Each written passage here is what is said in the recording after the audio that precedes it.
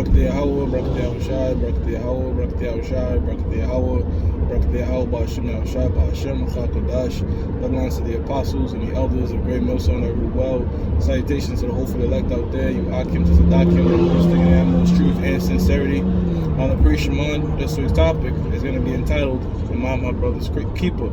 So this is a quick in transit on the way to work, right? So I'm not going to go to the whole chapter, but if you go into Genesis, the 4th chapter, the point in 9, I'm going to read it, all right? Little backstory, all right? When Cain slew his older brother, all right? Why did he slay his older brother? He was envious of his older brother because, that's like his younger brother, because when it came to making a sacrifice to the Lord, Cain's younger brother Abel, all right, sacrificed a nice burnt meat savory offering, and Cain offered up vegetables, right, which wasn't a acceptable offering to the Lord. He would then go on to slay his younger brother Abel, all right. Here it is, you don't want to sacrifice the blood of animals, but you rather sacrifice the blood of your own brother. That right there lets us know that Cain in the reincarnation is Esau Edom, all right. And when the Lord went to inquire, all right, via the prophets, all right, what's the situation with your younger brother, okay, what was said in Genesis 4:9 was, and the Lord said unto Cain, where is Abel thy brother? And he said, I know not, am I my brother's keeper? Which is a very snarky, nasty answer, you know, because people know that the elder brother typically, you know, you look over your younger brother, you know. So in other words, am I my brother's guardian? Am I his babysitter? You know what I mean? That type of snarky, disrespectful, demonic shit. Now what's the tie-in here? The tie-in is this: we can't come in the spirit of Cain. We have to bear and we have to take care and watch over our brethren, all right?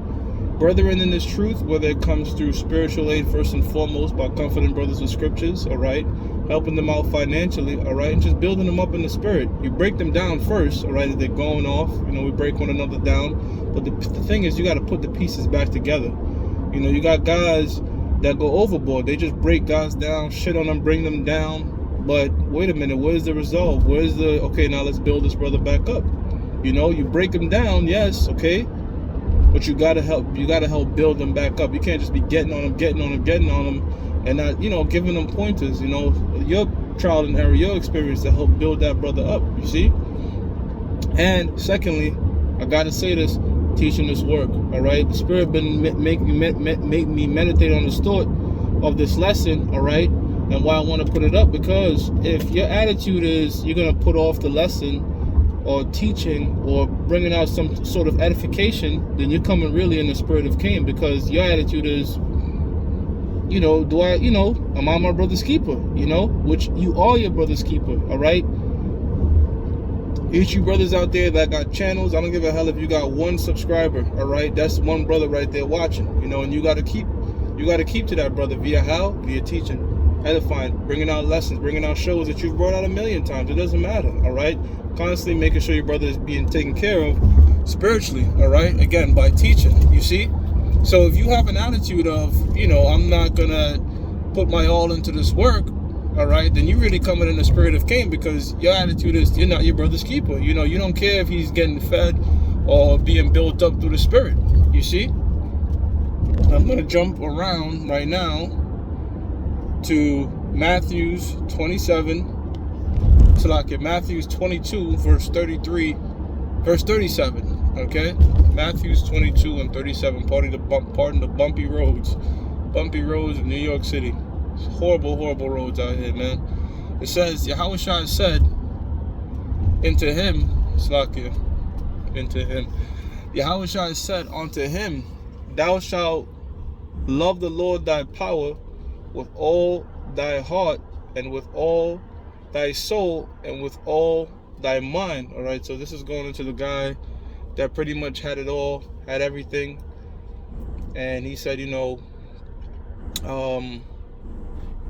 what else I need to do, and Yahushua is pretty much telling him this, the greatest commandments. It says, this is the first and the great commandment, and the second is like unto it, thou shalt love thy neighbor as thyself. So if you love your brother, if you truly love your brother, agape, right, the Greek word for brotherly love, all right, you're going to be charitable to your brother, all right. The first and foremost way of being charitable to a brother is sacrificing your time, making time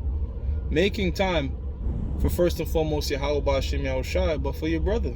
That's why it's like two of them are the same, because you're saying, right now I'm busy as fuck, but I can't put these things before the truth. I have to find time, whether it's 5 minutes, doesn't matter, to take care of my brethren, all right?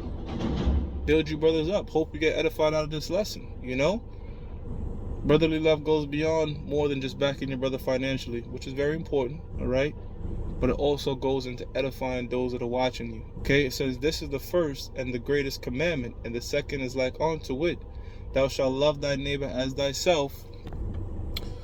On these two commandments hang all the law and the prophets. It's that simple. Love the Most High with all your heart, all right? And love your brother as yourself. This is what the whole 613 could really be summed up into that,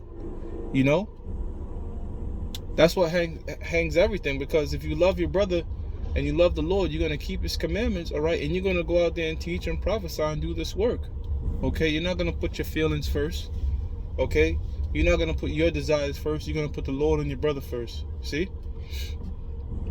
All right? So, you brothers out there that see, come up with a bunch of excuses to not get, 3 shows in a week, which that's like a 65 on the test. But nothing wrong with getting a 65, as long as 65 is passing, okay? Okay, I mean, ideally we want to shoot for the greatest standard, all right? But like I said, just make sure you're giving something out, something, man, all right? You want to pass the test. Even if it's the bare minimum, you want to pass the test, right? It's lucky. I got to get me one of these stands, man. Get the last one. Let's do Romans chapter 13. Verse 10, it says, love worketh no ill to his neighbor, going back to what? Cain, right in that garden, all right?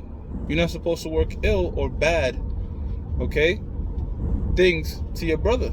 The so-called white man has done nothing but that to the so-called Negroes, Latinos, and Native Americans, man, all right? He's done nothing but concocted different ways, schemes, literally specifically for us, all right? If you ever watched that movie Undercover Brother with Eddie Griffin, it came out like in 2002. There's a scene where Undercover Brother wants to infiltrate the man. They call him the man, but really this is the white man, but they just say the man, all right? Organization, all right?